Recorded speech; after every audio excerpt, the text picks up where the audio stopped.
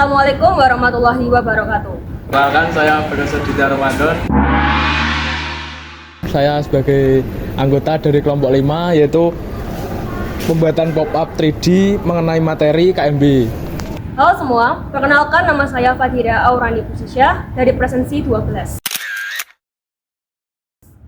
Saya Muhammad Abdul Rashid, nomor presensi 19. Perkenalkan, saya Raka Ezekiel, kelas 11 level 2, presensi 30. Halo, nama saya Muhammad Soga Bibila dari kelas 11 TPLM 2 bernomor urut absen 23. Saya Martin Sanggoro, nomor absen 18.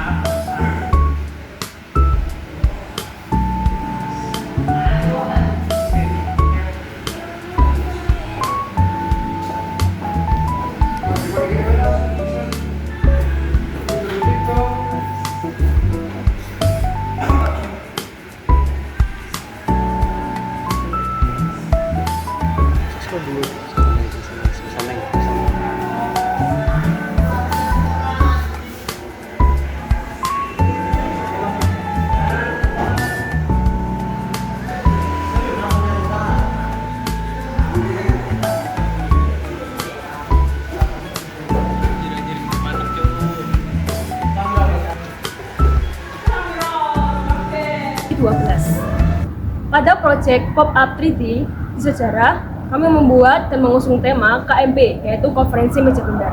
Pada depan cover terdapat gambar pada saat terjadinya KMB. KMB sendiri dilaksanakan di Den Haag. KMB, Konferensi Meja Bundar dari kelompok 5. Dan juga Alat dan bahan yang digunakan pada proses pembuatan pop-up kali ini yaitu alat yang digunakan yaitu gunting, cutter, penggaris, alat tulis kantor dan spidol. Serta bahan yang digunakan yaitu lem, kertas karton hitam, kertas buffalo, kertas karton berwarna lain, hiasan print, kardus, dan fiberboard. Kemudian pada proses pembuatan kali ini, proses pertama yaitu memotong karton untuk membuat cover. Yang proses kedua yaitu membuat halaman mentahan atau halaman yang berjumlah 4 halaman. Kemudian membuat materi atau halaman perkenalan. Selanjutnya membuat halaman pada materi. Dan yang terakhir, langkah terakhir yaitu penutupan. Saya akan menjelaskan halaman pertama dari pop saya. Di sini ada nama kelompok.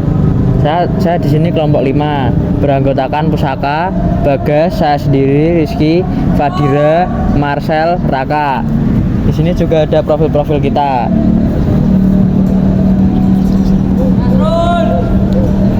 Untuk 30.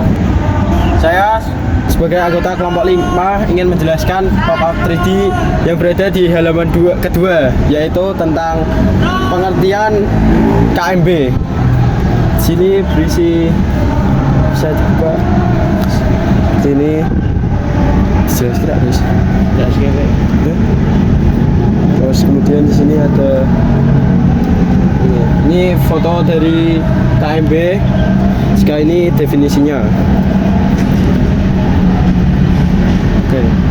KMB, Konferensi Meja Bundar, merupakan sebuah konferensi yang diadakan di Den Haag, Belanda pada 23 Agustus sampai 2 November 1949 untuk menghentikan konflik antara Indonesia dan Belanda.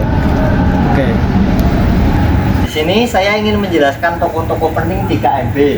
Yang pertama ada dari delegasi Belanda yaitu Johannes Henricus van Maarseveen, dan dari delegasi negara kita yaitu rakyat Indonesia yaitu Pak Muhammad Hatta. Lalu dari ketua KMB yaitu Willy Dress.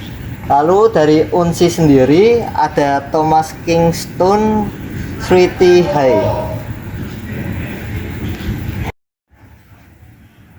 Kali ini saya akan menjelaskan tentang sumber masalah dan rumusan. Sumber masalah yaitu 1. Masalah istilah pengakuan kedaulatan dan penyerahan kedaulatan. Kedua, masalah Uni Indonesia Belanda. Ketiga, masalah hutang. Rumusan atau hasil dari KMB yaitu pertama, Belanda mengakui Indonesia dalam bentuk Republik Indonesia Serikat. Kedua, status Irian Barat akan diselesaikan setahun setelah pengakuan kedaulatan. Ketiga, RIS dan Belanda akan membentuk Uni Indonesia Belanda.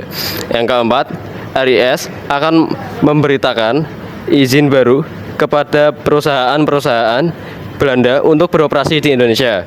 Yang kelima, RIS harus membayar semua utang Hindia Belanda sejak 1942.